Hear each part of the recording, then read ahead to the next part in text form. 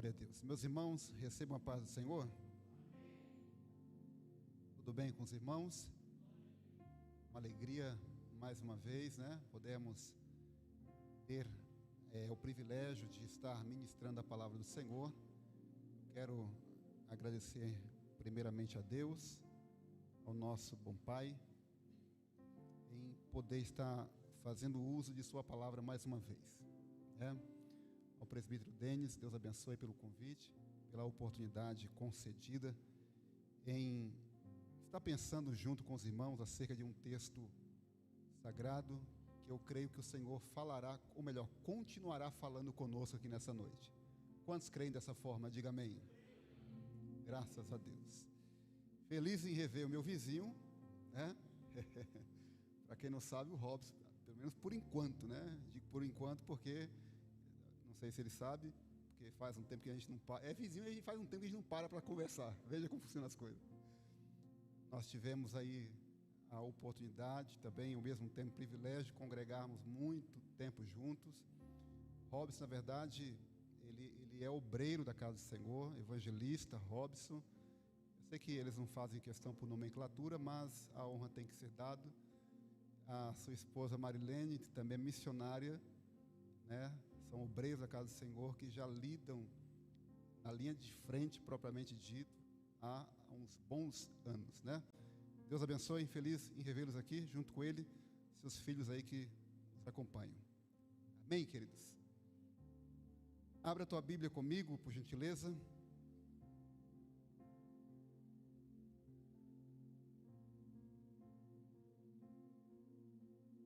Faz muito tempo que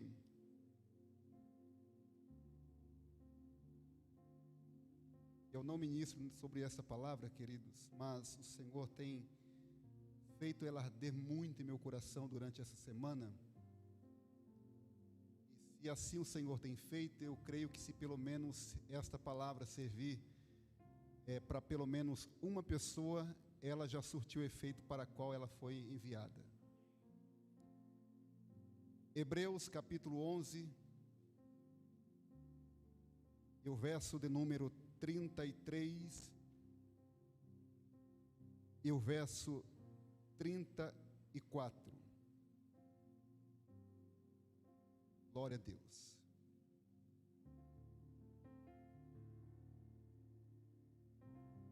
Diz-nos assim a palavra do Senhor: os quais pela fé venceram reinos, praticaram a justiça, alcançaram promessas, fecharam as bocas dos leões, apagaram a força do fogo, escaparam do fio da espada e da fraqueza tiraram forças.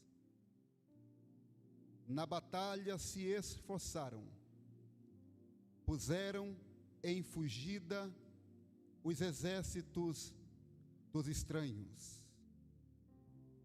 Verso 34, repitam após mim, por gentileza. Apagaram a força do fogo,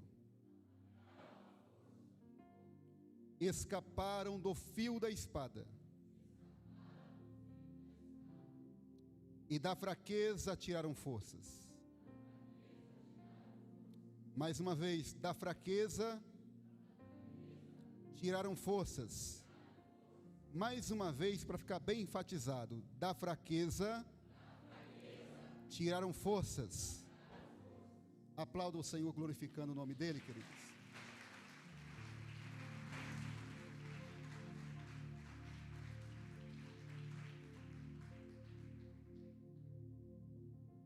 Glória a Deus. Queridos irmãos, este texto que nós acabamos de ler, aonde o escritor desta carta aos Hebreus,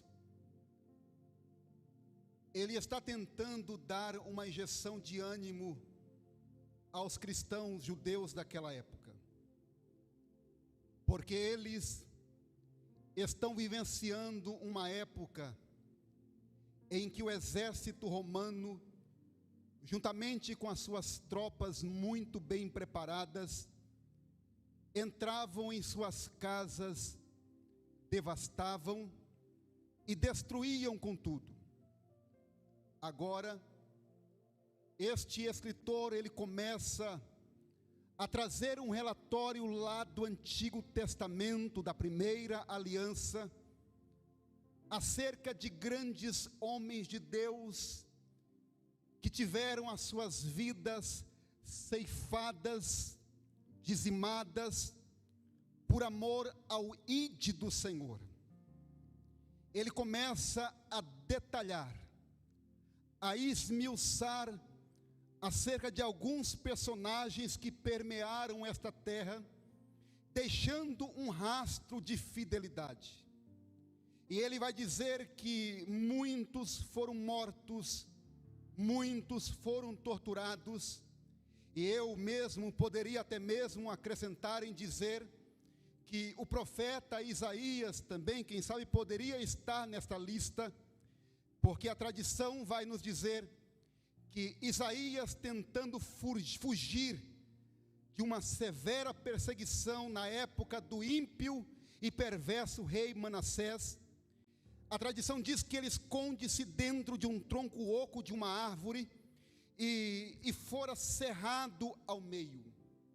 E ele vai detalhar dizendo: os quais pela fé venceram reinos, praticaram a justiça, alcançaram promessas, fecharam as bocas dos leões, apagaram a força do fogo, escaparam do fio da espada e da fraqueza tiraram forças.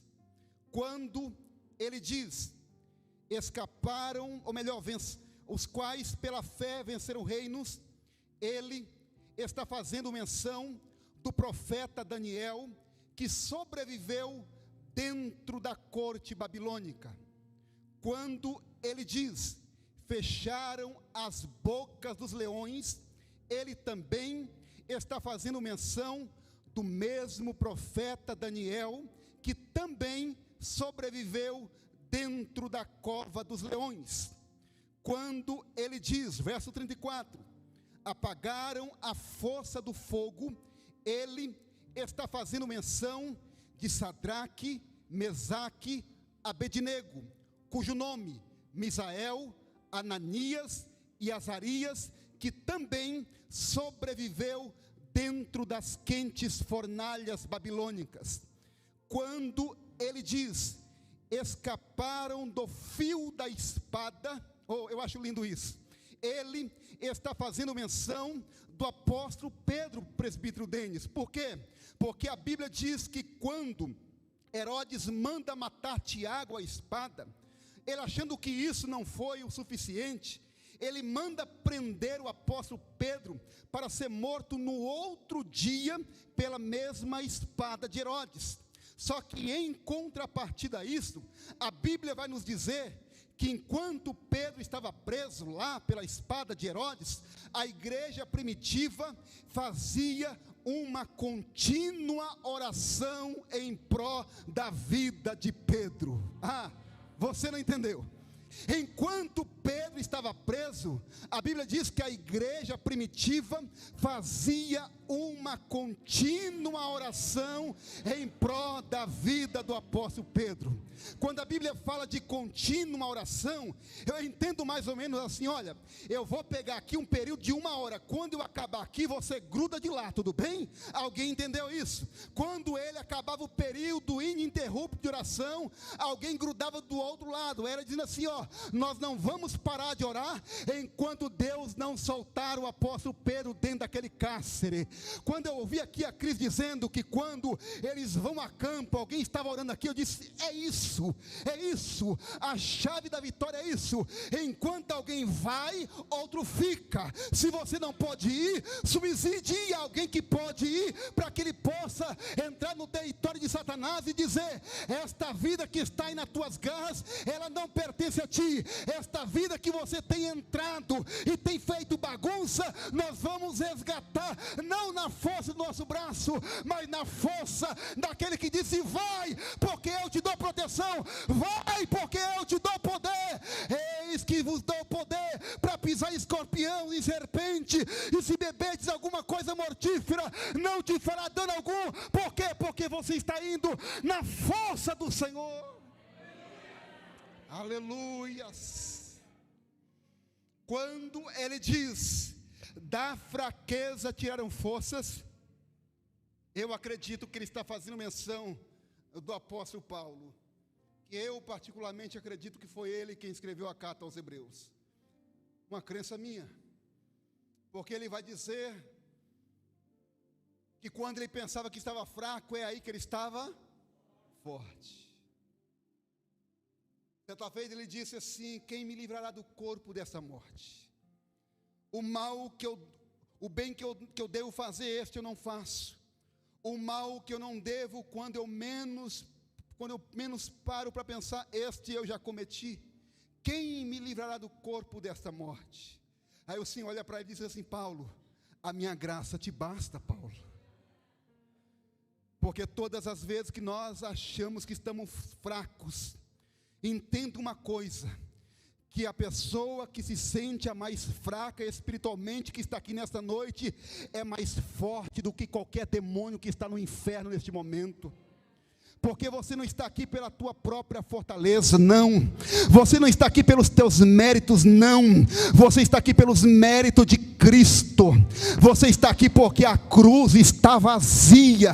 Aleluia, o sangue que foi derramado lá ainda fala mais alto do que o sangue dos touros que eram sacrificados no Antigo Testamento. Você está aqui porque, aleluia, a graça do Senhor é que te fortalece.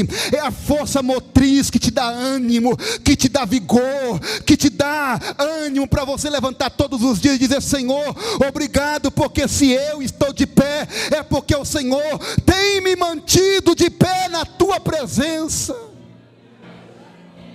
Aleluias, aleluias. Nós estamos vivendo um tempo em que as nossas forças espirituais, elas são minadas, elas são roubadas de nós, pouco a pouco, e não estamos percebendo. São muitos meios e muitos métodos que somos bombardeados. Ninguém que hoje está de pé firme na presença do Senhor, que um dia não veio cambalear, que não pensou em chutar o balde, chutar o pau da barraca e dizer: eu não quero saber de igreja mais, eu não quero mais saber de ir para culto de quarta-feira, eu não quero mais participar de trabalho nenhum. Eu falo isso embasado nas Escrituras Sagradas. Lembra de Elias? Profeta do fogo.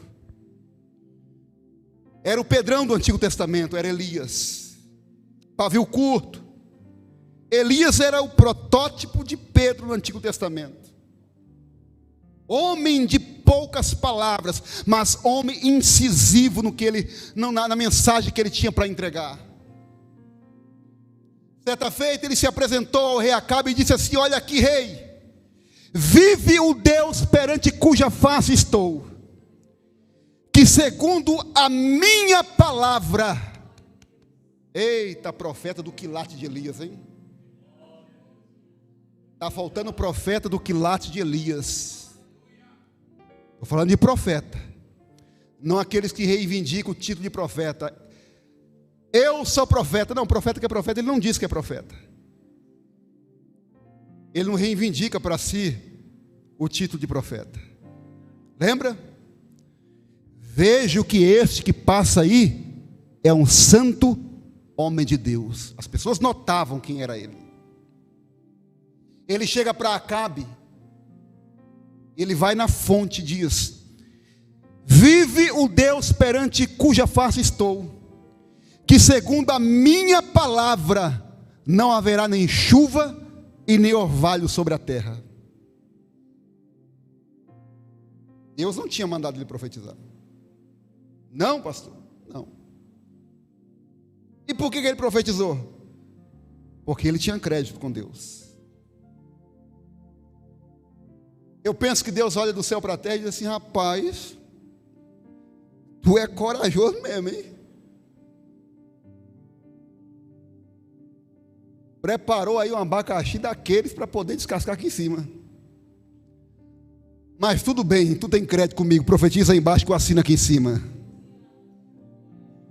A Bíblia diz que os passos de um homem bom são confirmados pelo Senhor. Elias tinha crédito com Deus. Só que depois que ele profetiza, né? Passou aqueles 5 minutos de: eu sou homem de Deus, eu vou profetizar, né? Eu imagino Elias: rapaz, o que eu fui falar? Que não vai chover? Eu não sei com os irmãos, em determinado momento, não, queridos, não é que você não tem certeza de que foi Deus quem disse a você para que falasse. Quase compliquei agora, hein? Quase fiz igual o Chaves agora. O que foi que eu disse? Como é que é? Não é que você não tenha certeza, mas às vezes você fala assim: rapaz, eu falei aquilo, é? Era Elias. Só que após ele profetizar, Elias agora cai na síndrome da frieza espiritual, da fraqueza espiritual. É Elias, profeta do fogo, o profeta que estremeceu Samaria. Alguém está dizendo: rapaz, tu viu o que Elias falou? Tu viu o que ele... Rapaz, e cadê Elias? Acho que é 1 Reis, capítulo 17, verso de número 3. É isso mesmo. Projeta aí, por gentileza. Ele profetiza, só que Deus agora, olha o que Deus diz a ele: vai-te daqui e vira-te para o oriente, esconde-te. Deus escondeu Elias, queridos. E quando Deus esconde alguém, não adianta alguém querer tentar encontrar, porque quando é Deus que esconde, está escondido. 2 motivos pelo qual Deus mandou Elias se retirar para o Querite. Primeiro, Querite significa no original deixar do tamanho certo. A palavra Querite no original significa deixar do tamanho certo. Era Deus querendo deixar Elias na forma, no tamanho certo, no molde em que Deus queria que ele estivesse. Se você lê a história de Elias, ele é de Tisbe, ele entra de repente na história, mas você não sabe quem é Elias, você não sabe a procedência de Elias. É Deus dizendo: eu vou te esconder porque eu preciso tratar com você. 2 motivos. Deus estava escondendo Elias, guardando Elias, protegendo. Segundo, treinamento. Os 3 anos e meio, porque a carta de Tiago vai dizer que o céu se trancou durante 3 anos e meio, não houve chuva e nem orvalho sobre a terra. Elias ficou no ribeiro de Querite. Era Deus dando treinamento a Elias. Fica aí, profeta, porque eu vou te treinar. Eu vou te treinar, fica aí.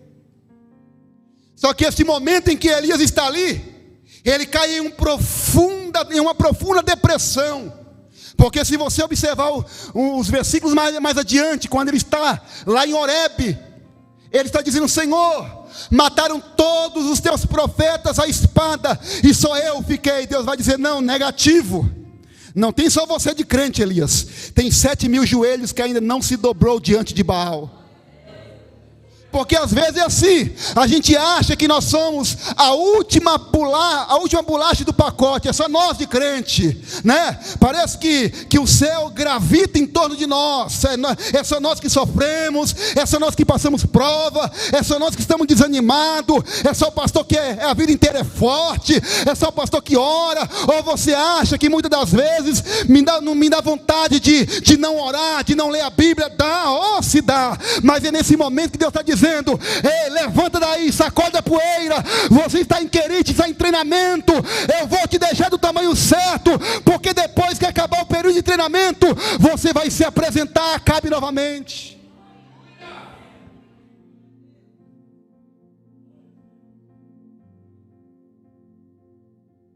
Da fraqueza tiraram forças. Um homem que desafiou quase 1000 homens, 850 profetas, 400 profetas de Baal, com mais 450 profetas de Azera. Agora Elias está fugindo de uma mulher.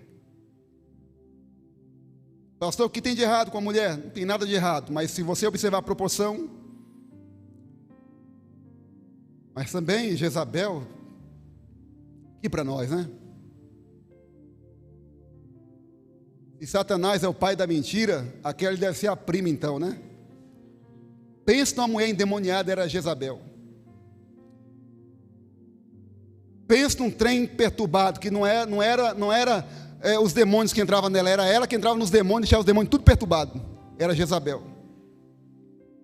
Acabe não achando bastante, ele ainda vai casar com essa mulher, que nem era do povo dele.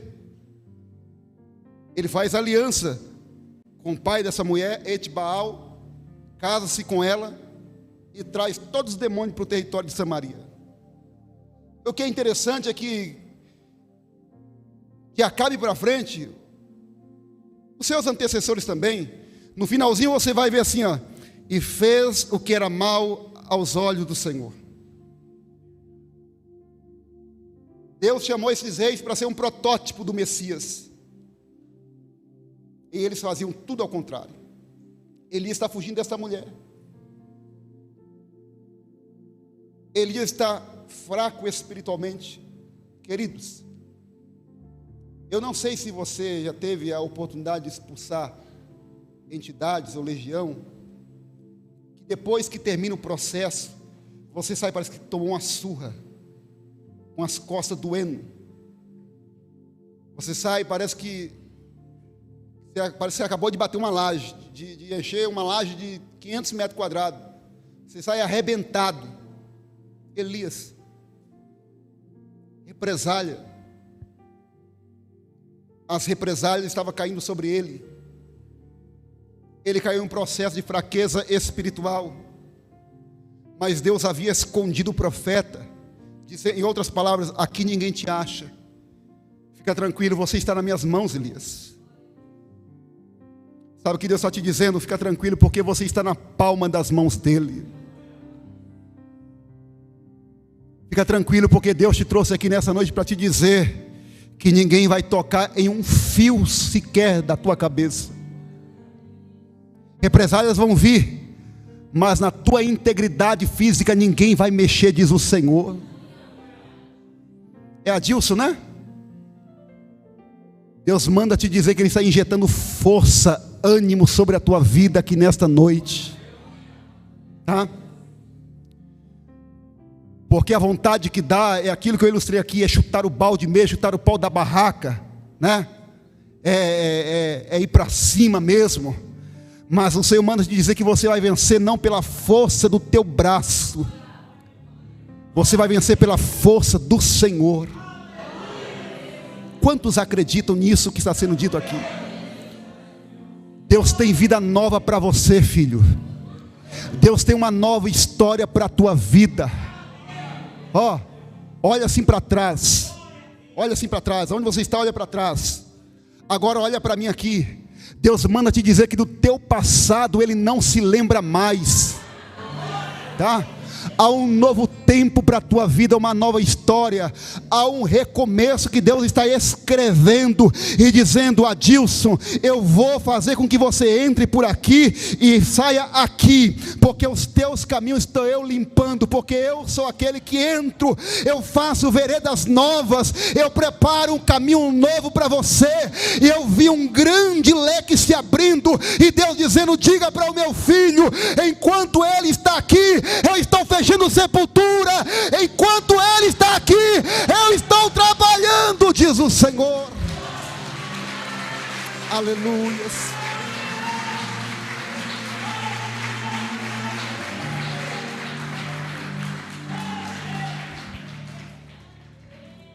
Fica firme. Fica firme. Segura bem o remo.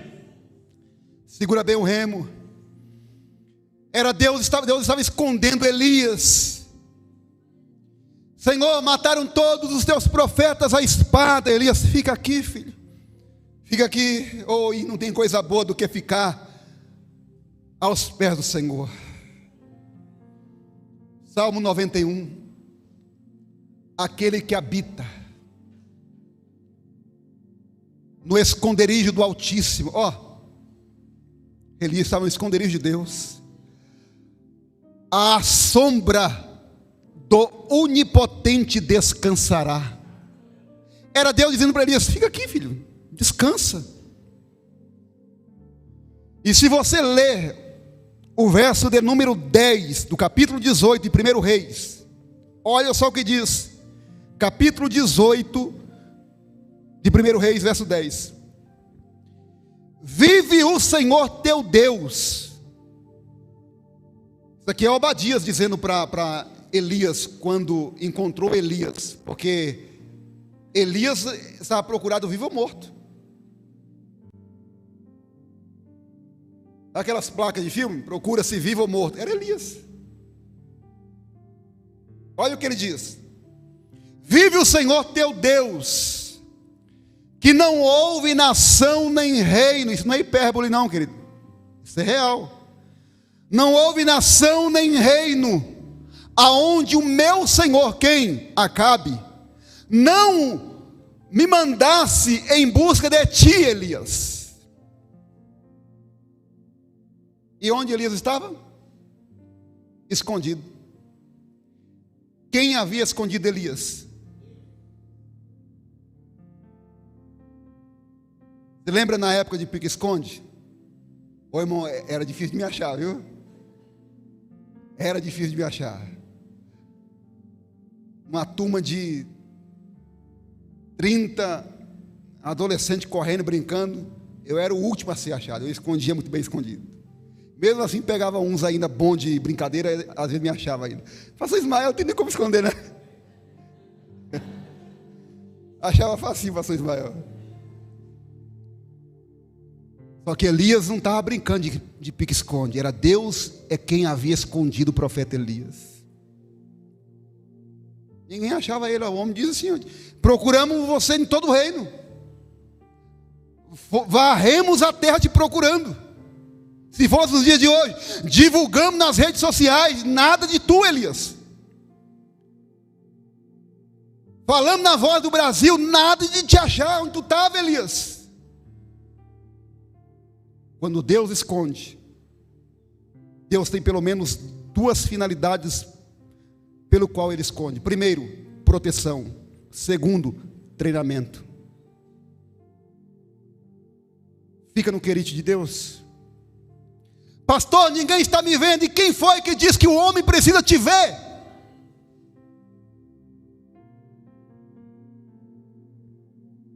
Pastor, na empresa onde eu trabalho, eu tenho me esforçado e ninguém tem me visto. Mas fica tranquilo, porque o que é teu, o que Deus te prometeu, queridos, vai chegar num tempo certo e oportuno. Só faça aquilo que é o correto.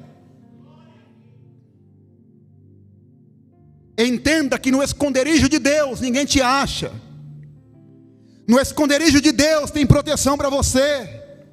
No esconderijo de Deus tem palavra, tem conforto.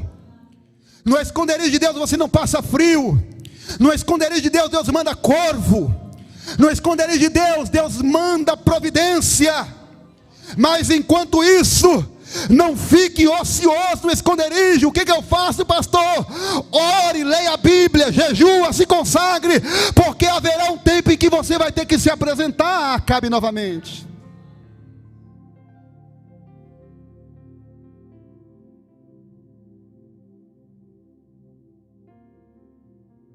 O ribeiro se seca. Ele vai para Sarepta. Elias, ele vai para Sarepta. E olha só o que significa a palavra Sarepta. fundir, refinar. Elias estava passando na bigorna do templo de Deus, recebendo as marteladas para deixar ele do tamanho certo, provado e refinado como ouro no fogo. E ainda, não obstante, Elias chega em Sarepta, ele pede água para essa mulher. Profeta ousado, né? O homem profetiza para não chover e pede água para a mulher. Ele sai de Sarepta, ele vai para o deserto de Berseba. E sabe o que eu acho interessante na atitude de Elias? É que quando ele entra no deserto, ele não leva o moço com ele. Ele deixa o moço. É ele dizendo assim, ó, fica aqui. Porque daqui para frente é entre eu e Deus, Deus e eu. Ele não leva o moço para o deserto com ele. O que tem de pessoas levando outras para o deserto com ela, fazendo outras pessoas comprarem uma prova que não são delas, entrando por si só, e está orando, Senhor, me tira desse... Aí Deus olha assim, rapaz, não mandei tu entrar, não entrou porque tu quis. Elias, ele entrou, Deus não havia mandado ele entrar, só que ele entra sozinho, ele não leva o moço dele com ele. Ele deita debaixo de um zimbro e pede a morte. Ele está dizendo, Senhor, me mata, porque eu não sou melhor do que os meus antepassados. Me mata, porque para mim melhor é morrer do que viver. Ô irmão, eu sei que tem pessoas aqui nesta noite, nesta condição, que têm enfrentado tanta situação adversa, que tem orado para Deus te levar. Isso é sério. Isso é sério. Quando você diz isso, você está dizendo igual o filho pródigo. A presença do Pai, do Senhor para mim não representa nada para mim. E quando você pede para Deus te levar, é você dizendo, Senhor, a vida que tu me deste, em outras palavras, é uma... Não preciso nem completar. Deus manda dizer para alguém que disse estas palavras, Senhor, me leva, que Ele não te levará, não agora pelo menos, na hora em que você quer que Ele faça a tua vontade, porque Ele tem os propósitos dEle até no sofrimento. Quer uma conversa no particular com Jó? Há alguém que conta uma história certa feita, que disse que havia chegado na eternidade e começou a contar o relato que havia passado aqui na terra, que tinha sofrido muito, que tinha passado por isso, por aquilo, e tinha passado muitas provas. Alguém bateu no ombro dele e ele disse, espera aí rapaz, deixa eu terminar a história aqui, espera aí, está igual o outro lá, né? Espera, rapaz, Jó quer falar com você aí. Deus tem os propósitos dele. Me mata porque melhor para mim é morrer do que viver.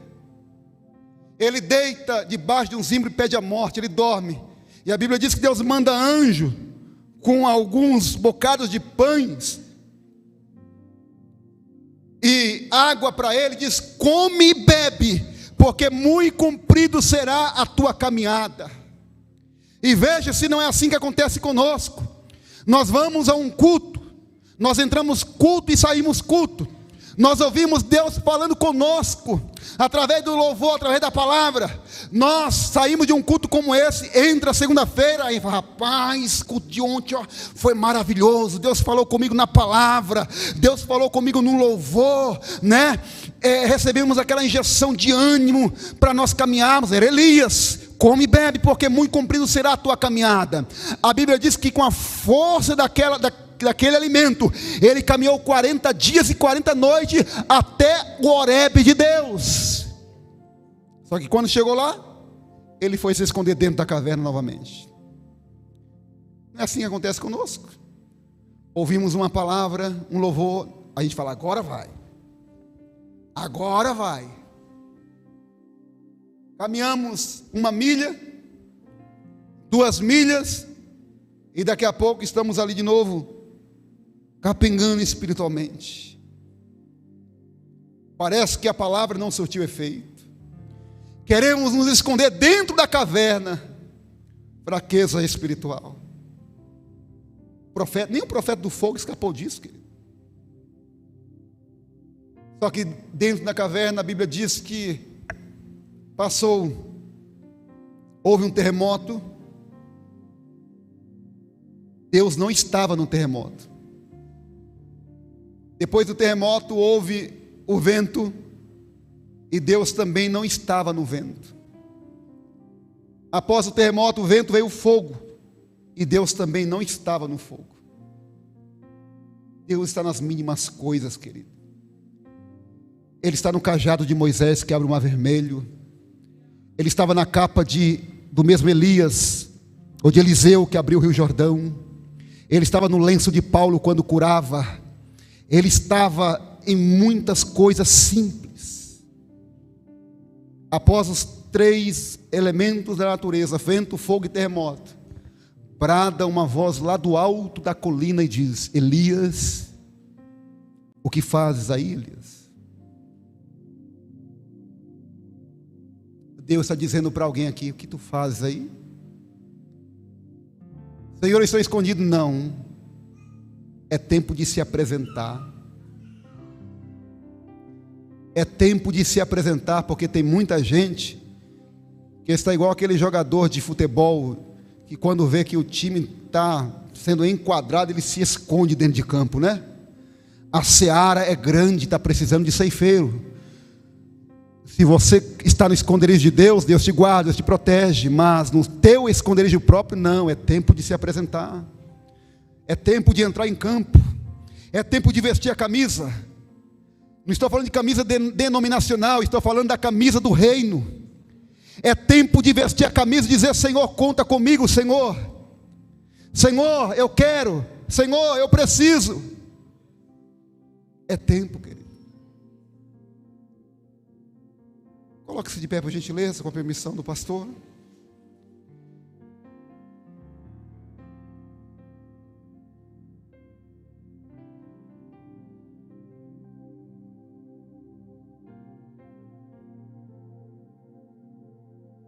Oh, queridos, lendo a Bíblia eu já vi grandes homens de Deus vencendo a luta através da fraqueza.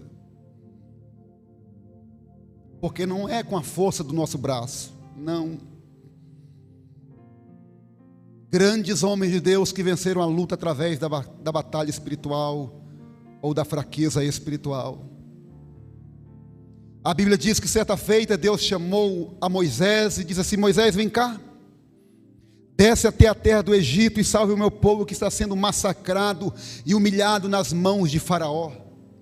Moisés, ele começa a se explicar para Deus, dizendo: Senhor, eu sou homem pesado de boca e de língua e de fala. Quem sou eu que vá até a Faraó e diga a ele que liberte o teu povo?